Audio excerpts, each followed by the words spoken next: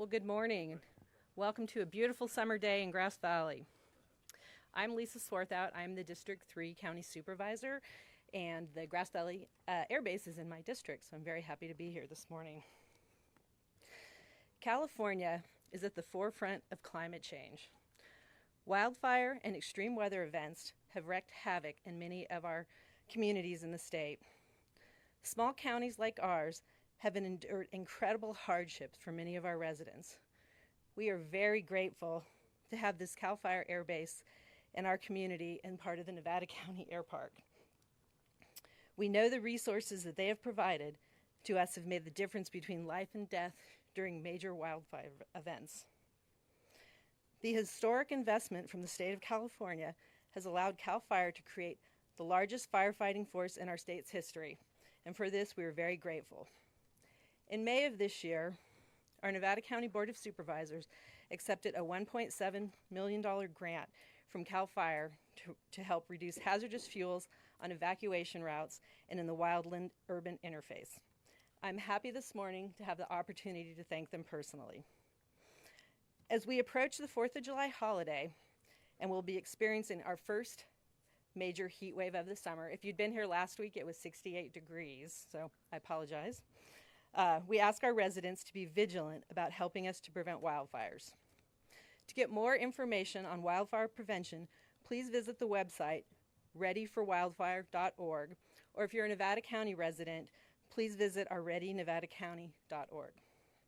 I would like to thank Governor Newsom for his visit here today and for providing the resources necessary to deal with our rural landscape during wildfire and extreme weather events. It is now my pleasure to introduce Cal OES Director Nancy Ward.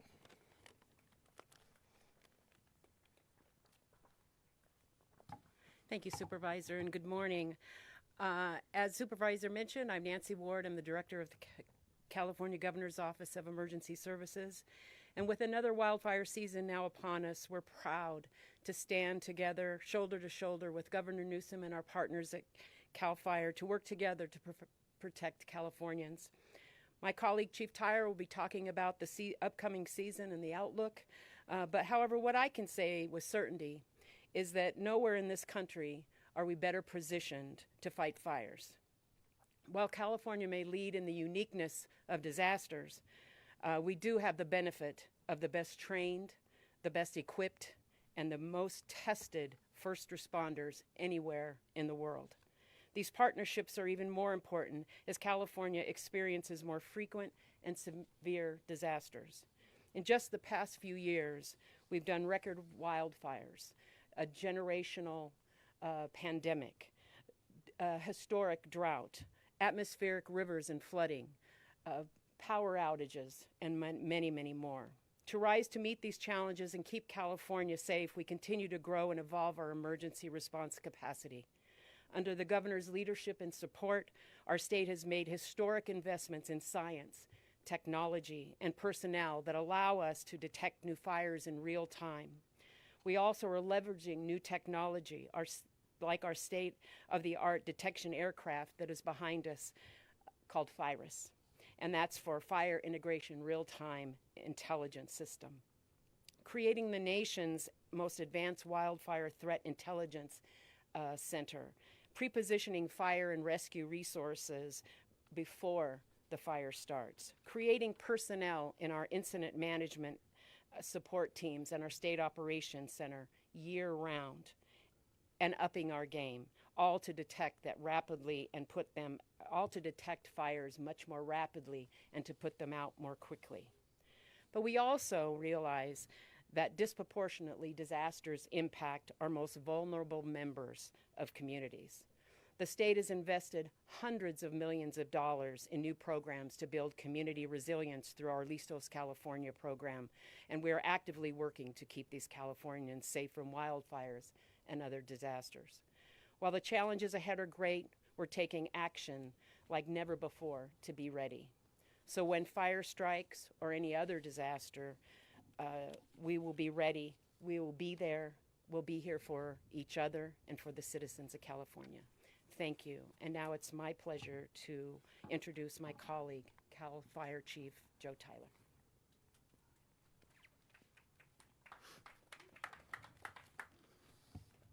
Good morning. My name is Joe Tyler, and I am the Director and Fire Chief of CAL FIRE. I first want to take an opportunity to thank CAL FIRE's Nevada Yuba Placer Unit, the Tahoe National Forest, for allowing us to take part today in this presentation at the Grass Valley Interagency Emergency Command Center and Grass Valley Air Attack Base. In late 2022 and the beginning of 2023, California experienced historic rainfall and snowfall. This recognition can lead to an obvious temptation to think that the wet weather has abated or at least delayed the risk of wildfire across California. But the facts are more complicated than that. And I'm going to put it into perspective that in 2017, we had the same conditions early on.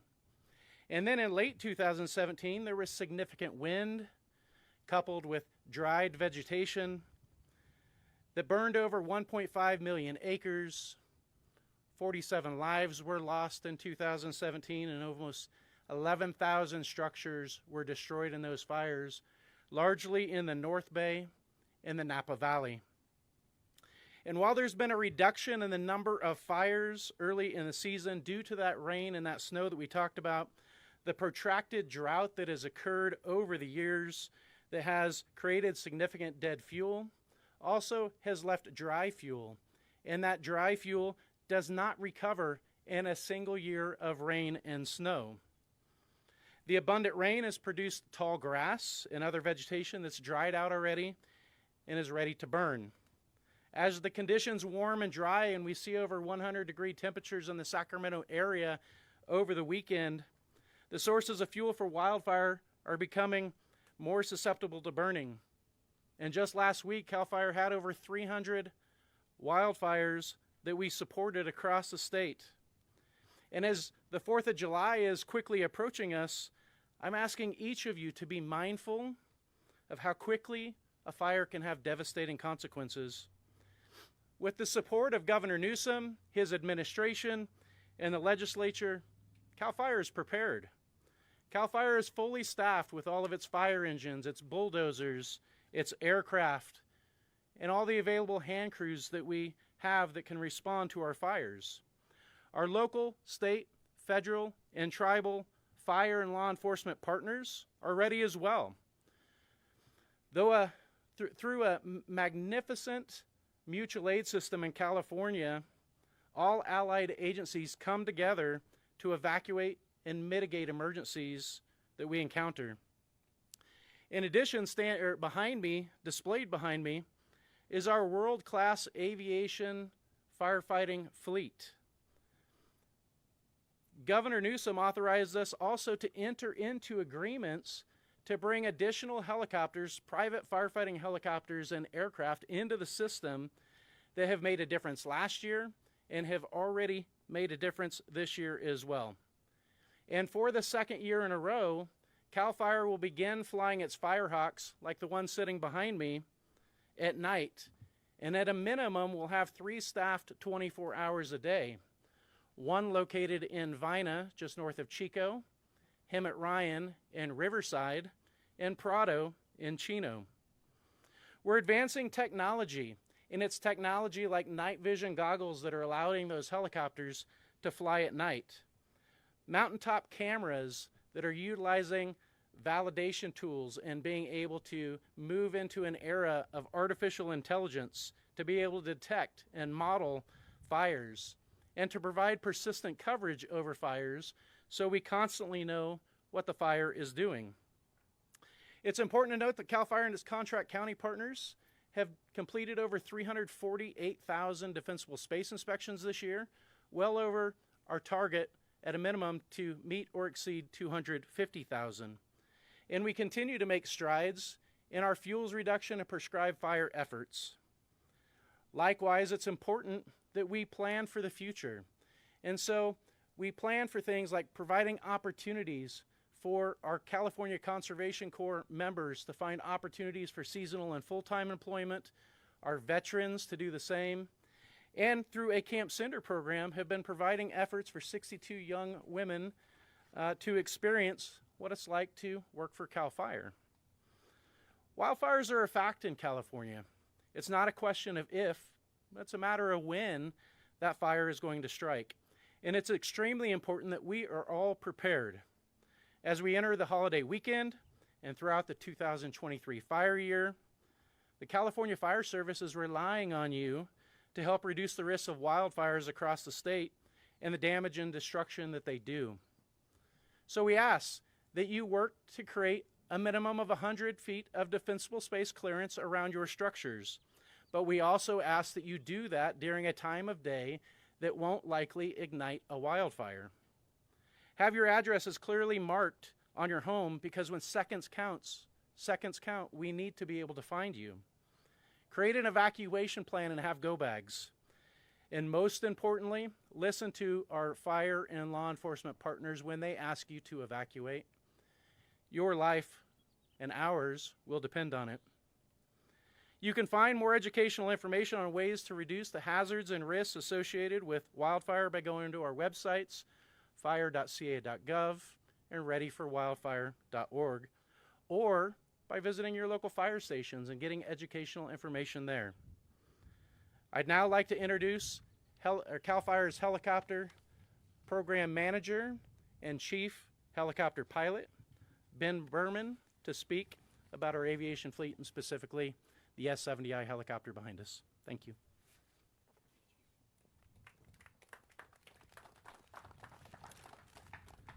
Good morning. My name is Benjamin Berman. I'm the helicopter program chief pilot for CAL FIRE. It's an honor and privilege to be here today and introduce you to CAL FIRE's newest rotary wing aerial resource to the world's largest aerial firefighting fleet.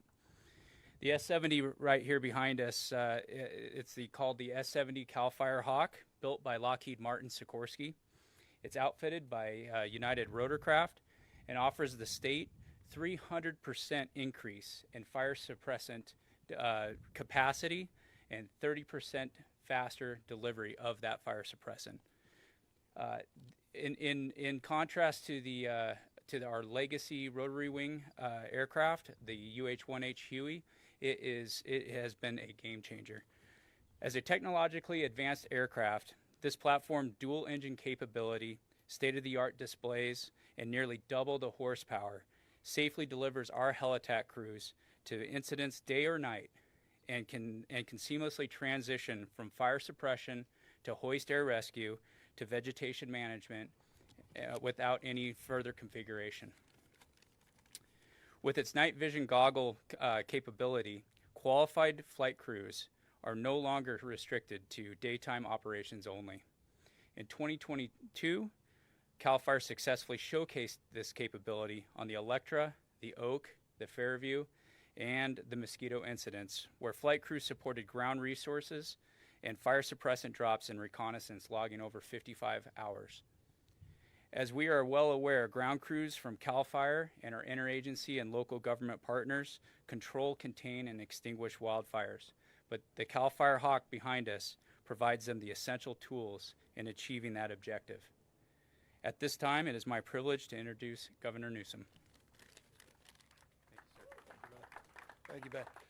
Thank you. And let me just first, I hope you guys are wearing sunblock. I want to just express appreciation for all of your service and sacrifice, particularly over the last number of years. It's we talk about living in extremes. I mean, the last 4 years, we had two of the most extreme wildfire seasons, some of the worst, most destructive in terms of acreage and property and lives lost, and then two of the more modest fire seasons. And so we live in this new reality where we can't necessarily attach ourselves to some of the more predictive models of the past because of the nature of a world that's getting a lot hotter, a lot drier, and a lot more uncertain as it relates to the issue of climate change. And so we're here mindful that we need to do things differently. We're here mindful that we have to reconcile this new reality. And we're here to highlight some of the progress we've made, progress that did not exist just a few years ago. You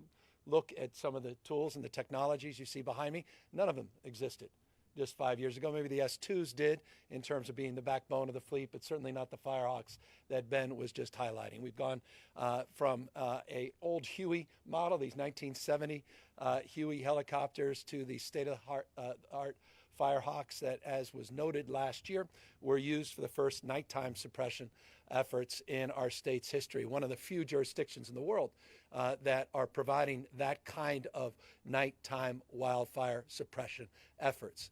There'll be 16 of these, 12 to 16 of these in our portfolio very, very soon. We just got off the old King Air here, the Firehawks, the Virus platform that was established, didn't exist before 2019. I want to just compliment the extraordinary work done down in Orange County and the local leadership down there that piloted a framework and a process to utilize infrared technology in real time to map early detection and to map the broader movement of wildfires in that jurisdiction. We were so impressed with the technology, OES, our Office of Emergency Service, decided to contract directly with it and expand it. Now we have two of these platforms, Northern California and Southern California. And they're also providing not just wildfire protection, detection, and utilization of technology in real time, but also search and rescue missions. Just last night, helping save someone nearby, including, by the way, this platform's providing opportunities to do all kinds of other work that provides for first responders to have more information in real time and data in real time, including a train derailment a number of months back and other efforts to address the issues of emergency. So these, again, this is a platform that didn't exist, Virus, just a few years ago. In addition to that, we were inside just a moment ago looking at now a portfolio of about roughly 1,000 cameras. It wasn't just a few years ago that early detection out there in wildland parts of the state had to be done by individuals in towers. If they were staffed, it was great. If they weren't staffed, wasn't suboptimal. We had some old technology, some old cameras that weren't particularly clear and had no capacity to use the tools of technology, particularly as it relates to machine learning and artificial intelligence. Now we have 1,000 of those cameras. I remember just a few years back, we had a goal of 100, now 1,000 in that network. Real-time monitoring, 360 degrees, the ability to pinpoint through artificial intelligence precisely, cross-reference, and organize not just an analytic framework, but to organize resources for early suppression, not just early detection. We also are using technology that's well established in this country. We've been working with Department of Defense for years, Pentagon for years, as it relates to satellite detection that was used in World War II. That process has been a stubborn one. It required on an annual basis to go to the Pentagon to encourage, to leverage to the extent we could, the access to that technology. Since the Biden administration's gotten into office, we've been able to streamline the utilization and the access of that technology, and it's proved to be extraordinarily successful, so much so that we've been providing that as a platform for other states, and I think we just offered with some of that technology, the utilization of it up in Canada as it relates to some of the wildfires they are experiencing. We just signed an MOU with EDF, the Environmental Defense Fund, and George is here, used to work, he was the CEO at Virgin, doing low orbit satellites. We have a new MOU with a constellation of about 50 satellites. They'll provide 24/7 real-time monitoring. So you've got the Pentagon technology, those early strike technologies that were used in World War II as it relates to concerns we had from a geopolitical perspective, and early strike technology for fires. Now we'll have the ability to cover with this constellation of 50 satellites in real time with this new MOU. We also have a partnership that we're advancing, an MOU as well, with Lockheed Martin, using defense technologies and platforms, stacking them together, existing data bases, but making sure that they're all connected. That will also amplify and accelerate our analytics and data collection. All these things, again, didn't exist just a few years ago. The tools of technology are being utilized here in the state of California like no other jurisdiction that we know of in the United States. And there's a reason people come from around the globe to learn about the work that CAL FIRE is doing, the mutual aid system, and the work that they're doing on our integration center. We have a wildlife integration intelligence center that also brings all of this together under one roof. And finally, in addition to all of that, we've been investing in partnership with the legislature, and I want to thank the legislature for their unprecedented support of investments, including $2.7 billion in the budget that will be passed early next week, an extension of the commitment we made last year that will allow us to continue to procure these tools of technology and maintain our fleet as it relates to our existing resources and making sure that we continue to surge those resources, but making sure that we're providing more pay for CAL FIRE men and women to make sure that we're recruiting more staff as well at the same time. But we're also doing a new program called, well, it's a LiDAR program that is allowing us to map, 3D model map with a precision that we couldn't have, again, a few years ago through the LiDAR process, 30 million acres in California.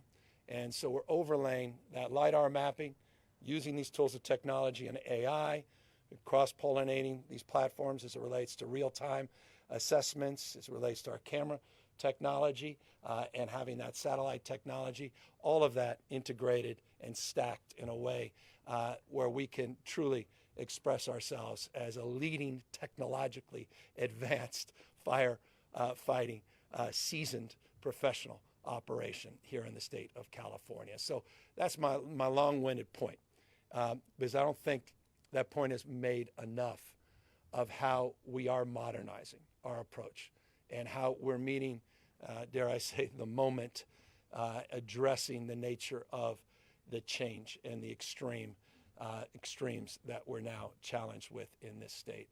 I'll close with one other final thing, because there's no substitute back to people. And the hard work and the grind every day with the Conservation Corps, the hard work and the grind every single day with the folks out there, out there with the bulldozers and out there doing the vegetation management, the forest management, that are getting these fuel breaks and fire breaks, doing the prescribed burns. And it's important for folks to know, we recognize, I can't make up for the last half century, can't make up for the last century as it relates to fire suppression strategies, what we should have done and didn't do. But we are doing more than we've ever done in partnership with the federal government, U.S. Forest Service. Talk about an MOU. We have a specific MOU with the Forest Service to double the number of acres that we're managing, and we're meeting those goals. And you heard the chief mention some of those progress as it relates to defensible spaces, as it relates to individuals in the wildland-urban interface, but more broadly in terms of total number of acres that we are actively managing in our forests. We have more work to do in that space. We recognize the scale and magnitude of the neglect over the past, and we are significantly increasing our efforts here in the state with our federal and private partners. I'll close with a reminder. The state wildlands represent roughly 3% of all the wildlands in California. The vast majority are in private hands and the federal government. And this is an incredibly important point to make. This is about mutual aid, yes, and we have the best mutual aid system in the world. But it's also about mutual responsibility. And the state cannot do all of that alone. And I want to thank our private partners. We created some new liability insurance grants to help support some of our efforts on prescribed burns and the work that we're doing in concert and collaborative spirit. And again, I want to thank our federal partners that have done a remarkable job investing in unprecedented support in this state to actively manage our forests as well. So that's the update. Again, just mad respect for all you guys, the time away from your family the last few years, what we've asked of you. You don't have to do this, but we talk about, I know it's rote and cliched sometimes, but you talk about heroes. These are the men and women out there selflessly doing extraordinary work. And so I just want to thank you for one final thing, and this is the last word. For the things we don't read about, for the things that don't become international headlines. And it's those saves that these guys deserve so much credit for. And I think that's one of the biggest stories in terms of the work CAL FIRE does, is how many fires they keep under 10 acres that none of you write about and none of us talk about. And that's where the real heroism is found every single day. So keep up the good work, and thank you again for your sacrifice. And with that, we're all here to answer any questions.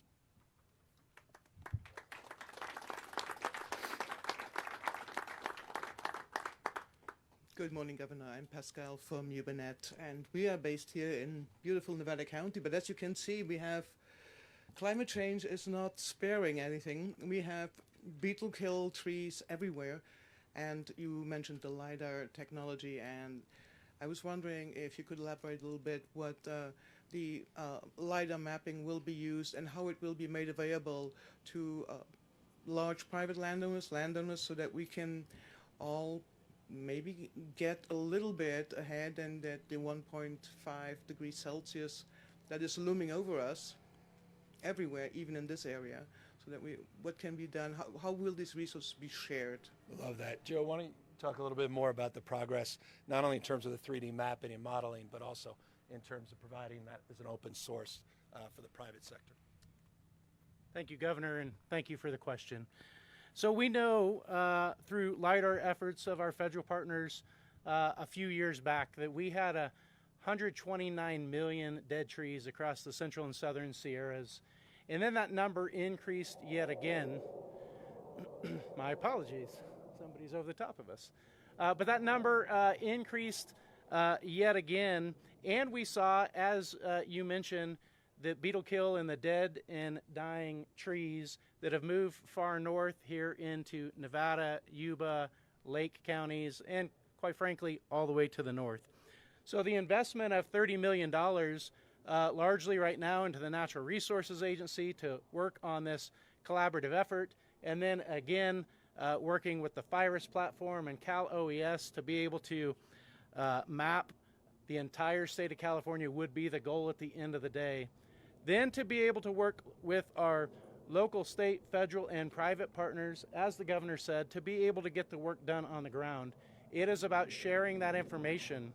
It's about the investments of the $2.7 billion that the state of California has invested in the investments of our federal partners as well. LiDAR largely hasn't been across the state of California up to this point, and it's these initiatives that are going to turn that corner. It's important to talk about one other item. That is the Wildfire and Forest Resilience Task Force. WildfireTaskForce.org is a place that local, state, federal, private, and tribal partners can come together to collaborate on how to overcome this issue. In addition, we take that LiDAR information and we look at uses by our suppliers called Intera and TechnoSilva that provide wildfire analyst opportunities for us to be able to better understand and predict the modeling of fires through the use of LiDAR. There are so many efforts going on in this area. It'll be great to have LiDAR across the entire state. Could you just give us a time frame for the rollout throughout the state? Are we talking 2 fire seasons, 4 fire seasons? Well, the investment by the administration is going into this year. And so we need to meet the goals and objectives of the administration and the legislature to get that done. Well, we'll try to get it as soon as we can. Again, it's a novel strategy. By the way, I appreciate Chief bringing up TechnoSilva. We did an innovation sprint a number of years ago. And TechnoSilva is a predictive modeling platform, an AI-generated predictive modeling platform, which has been a game changer for us. It's one of many now in the market. California was on the leading edge in terms of sourcing this technology, but it came through what we referred to as an RF2 process, which was an innovative process of not waiting years and years to go through a procurement, but actually testing in real time the technology and proving its efficiency and effectiveness so that we can invest in it. And so I do want to also acknowledge the component parts of that in relationship to all of these other component parts, as the Chief was saying, how LiDAR and all these things sort of, again, play into this larger mosaic of stacking these technologies and platforms and data sets. Hi, Governor. Ashley Zavala with KCRA 3. So for some communities, vegetation management, pruning projects, they tend to get tied up in some environmental reviews. And right now, I know there's your big infrastructure push to streamline some of those reviews for some projects. There's criticism from Republican lawmakers that wildfire prevention projects and also housing are not part of that effort. If you have a response to that. Well, as it relates, I was up here. I think I invited a few of those lawmakers. Did an executive order as it relates to prioritizing and waiving the environmental rules as it relates to being able to do these prescribed burns and vegetation management. So that's number one. You may want to familiarize them with that. Number two, I appreciate many of them supported, most didn't. Well, maybe they did. I can't recall. All the streamlining bills we did on housing the last 4 years, including last year, including this year, SB 7 as it relates to judicial review, which was expanded. So those are golden oldies. But I'm very proud of the work the legislature did yesterday on the infrastructure package, or this week, the deal that we announced and will be advanced more formally in a vote next week. Big deal. Big deal. Wasn't easy. None of these reforms are easy. I think I've signed 20-ish, 1920 CEQA reform bills since I've been governor the last few years. We haven't been sitting back idly in this space. Been very aggressive on the housing. Been suing cities, including community up here, not just in Southern California, Huntington Beach, to hold them accountable, their housing element, their RENA goals. And we're very aggressive, as you know, on issues of accountability and time to delivery. And this state needs to build.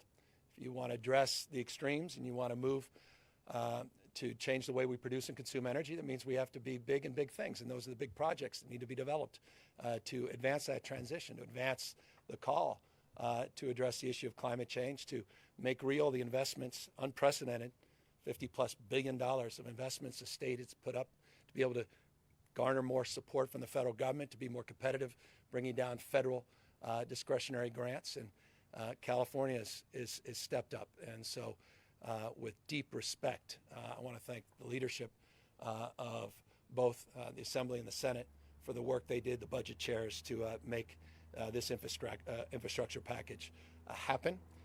And I look forward to doing a lot more over the course of the next months and years to continue to advance that cause. Sorry, I'm just letting this plane go by. Okay, so it's been a really busy day, and not to take away from the message here, but earlier this morning you announced you're doubling the amount of officers headed to San Francisco to help crack down on fentanyl. If you could just give us a couple of words on why you made that decision and, yeah, what pushed you to that point. Because I saw early success of the operation we launched just a few weeks back. I want to thank the National Guard for their work on analytics and data collection. The new partnership that we advanced, it's a regional partnership through the HIDA process that incorporates San Francisco with other Bay Area counties. We want to build on that early success because we recognize the scale and the opportunity and the responsibility to do more to help support cities like San Francisco address quality of life issues, not just issues related to fentanyl and drug use and abuse, but property crime issues as well. CHP operation will allow us, I think, to get to about 560 hours a week, which is not insignificant, nor is it an insignificant cost to the state of California and the taxpayers. But I think San Francisco deserves that support, and we hope to see real progress. I want to make one final point on that. There is also an additional operation that will be highlighted in the next 60 to 90 days. I don't know exactly the date of launch, but I want to thank former Speaker Nancy Pelosi for her efforts as it relates to getting the DEA and the FBI engaged as well. We are very close to advancing that operation, which will provide critical federal resources in this space to match the local resources, the state resources. So we are very committed to addressing what's going on, not just in San Francisco, but we have task forces similarly organized as it relates particularly to the work around fentanyl and the National Guard at the border, as well as throughout the state of California. San Francisco now getting a disproportionate investment to address their concerns. Hi, Governor. Alexi Casa from Cal Matters.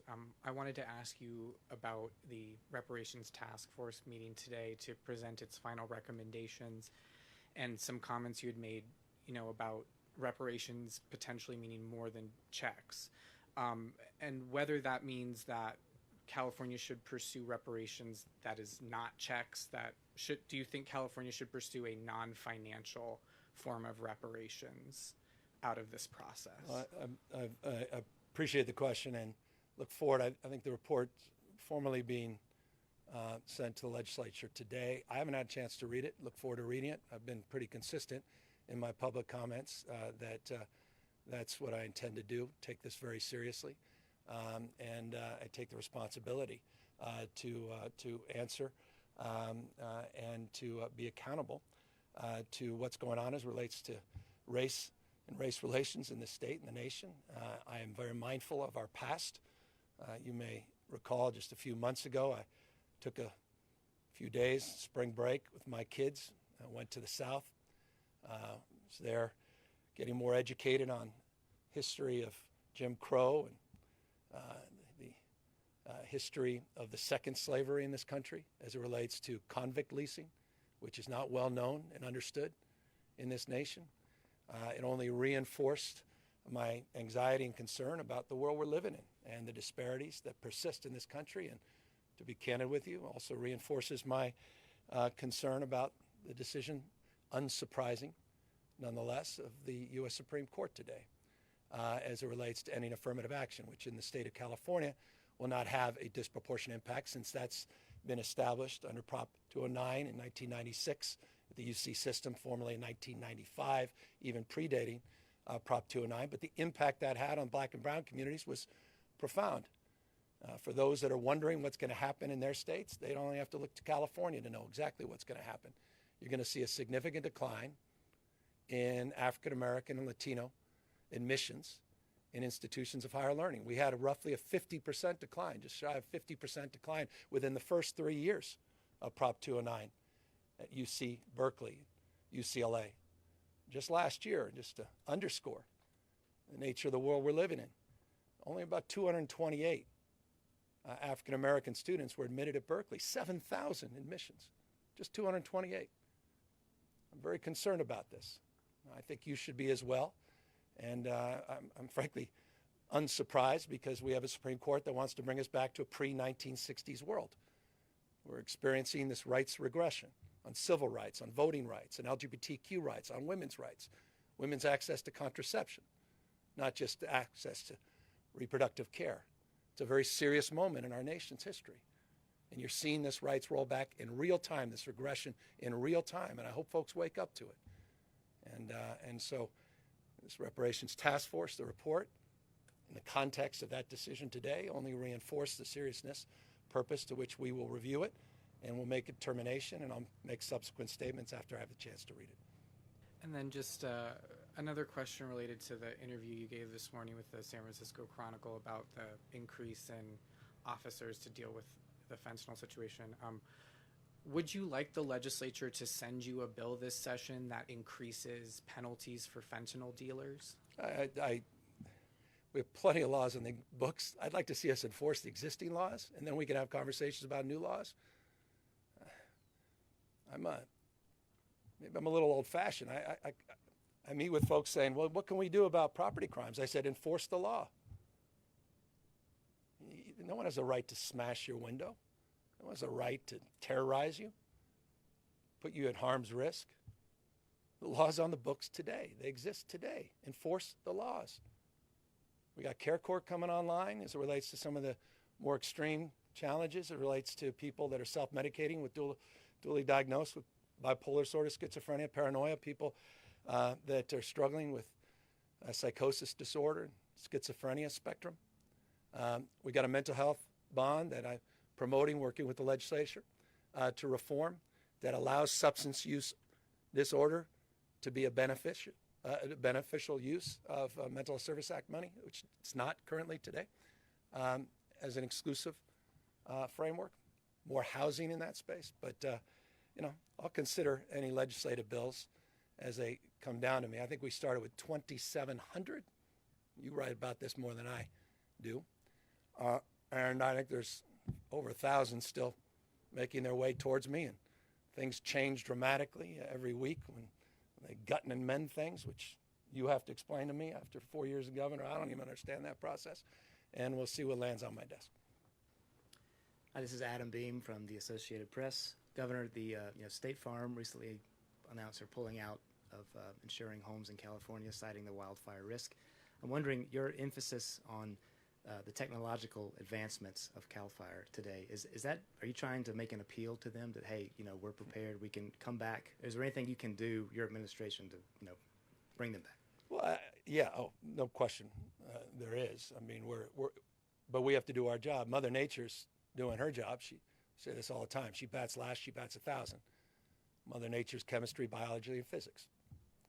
And if you don't believe in science, you got to believe your own eyes. I grew up in this area, right near Dutch Flat.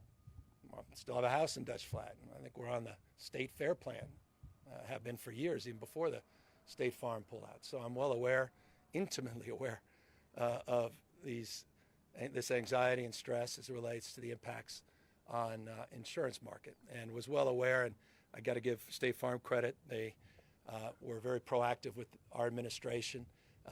They did not surprise us as it relates to that announcement. I have organized, Adam, to the extent it's of interest to you, a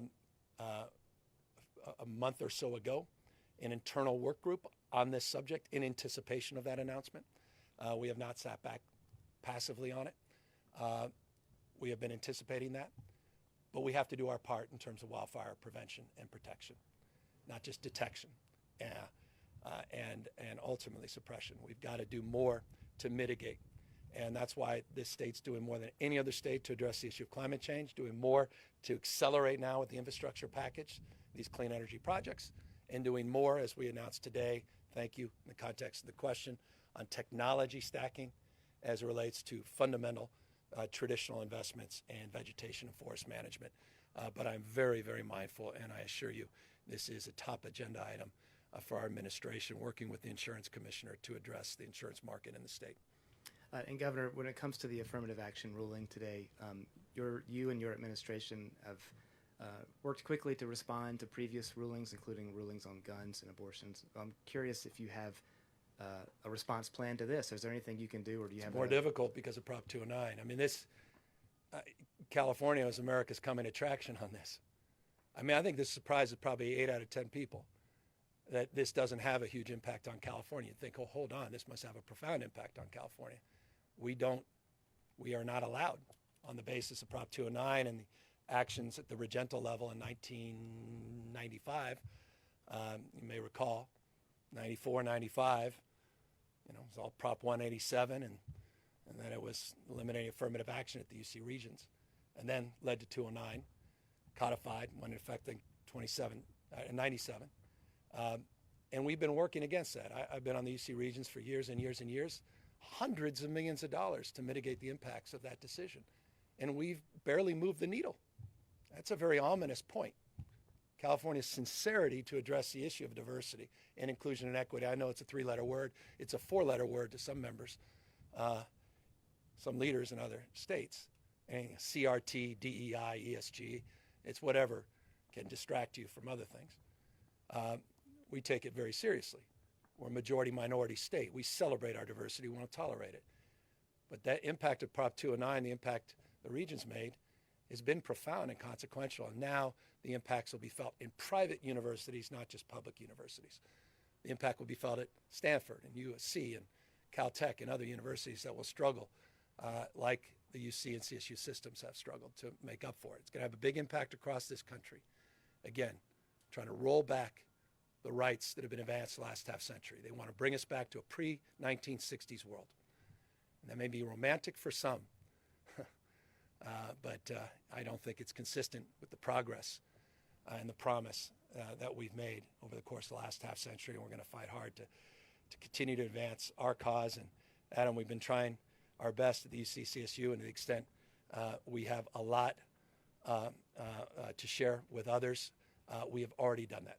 The Congressional Black Caucus, we provided them a lot of the information about what we've been doing to mitigate the harms and damages. We'll continue to share that data and information. We did an amicus brief at the Supreme Court in relationship to this case and decision.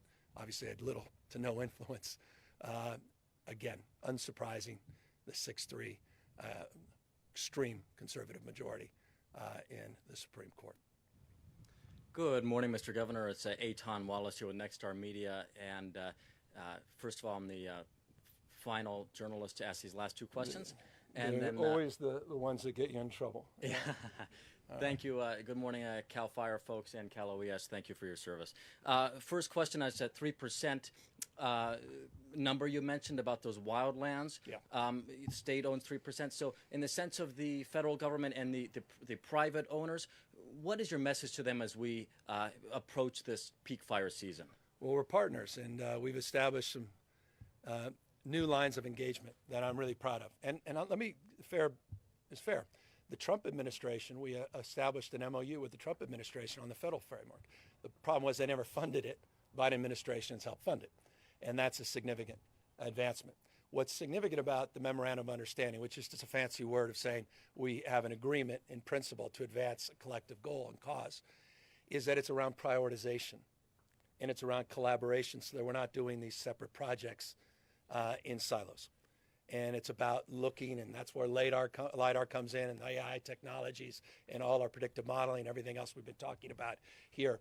What is our highest and best use in terms of investments, and what's the ROI in terms of suppression and mitigation? And so that's the process underway, including the private sector. And I noted, and it may have been lost, the $20 million that we just put up to provide grants for liability insurance. That was an issue, particularly with private landowners, that you have fires that sometimes run away, they get away from you. And a lot of private landowners are like, we don't want that risk. And so we're trying to mitigate that in terms of providing grants and supports and creating a framework of collaboration where we can be more effective in supporting those efforts. So I think we're at a whole nother level, Chief, that we haven't been at in years. And I'm really proud of that, including on some of the environmental waivers that we've been pushing that apparently some of my colleagues in the legislature are unaware of, which I again want to get back and encourage you to familiarize them with. Okay. And the final question here, Mr. Governor, asked actually, speaking of the legislature, yesterday I had an interview with outgoing Assembly Speaker Anthony Rendon when I asked him about what it was like to work with Governor Newsom and Brown. What did he say? What did he say? Now listen, he said... do we have to do this in public? You'll get a kick out of this. You'll get a kick. He said, quote, "They're great. Gavin Newsom has better hair for sure." So I got it. He actually said that? He said that on camera. That's a future ex-speaker talking. I appreciate it. Well, so on that note, I thought you'd get a smile there. Just can you give me a sense of what it was like working with that speaker, and then your message for incoming Speaker Rivas? Deep respect for Anthony Rendon. What we were able to do last year together on climate bills, no other jurisdiction, no other subnational in the world is doing what we're doing. That couldn't happen without his support, pro tem. What we did on infrastructure, I know it was hard, but we got it done. We got a lot of big things done. Universal health care, expansion of create a brand new grade, TK for all because of his leadership. On child care, unprecedented investments, 200,000 new child care slots. After school for all, it was promoted by a governor, 20 years ago. Anthony Rendon, speaker, helped make that happen. So I'm really proud of him, his leadership, but also as a person. And I'll just close on that. I got to know him well as a human being, as a dad, a new dad, as a husband, as a guy who really gives a damn about people, not just his district, but this state. And I wish him only the best, and I'll be here to support him in whatever he does in the future. And as it relates to the incoming speaker, I have a bias for him. He was there for me early when I first ran for governor, when others didn't want to jump in a primary.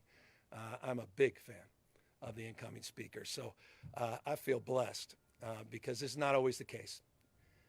There's always a natural dialectic, some friction between the executive and legislative branch, even Republican, Democratic constructs that exist in blue and red states. That always persists, but our values are so aligned, and at the end of the day, that's what matters. So I wish him, again, all the best, and I have great confidence in the new speaker, and look forward to being there tomorrow for his swearing in.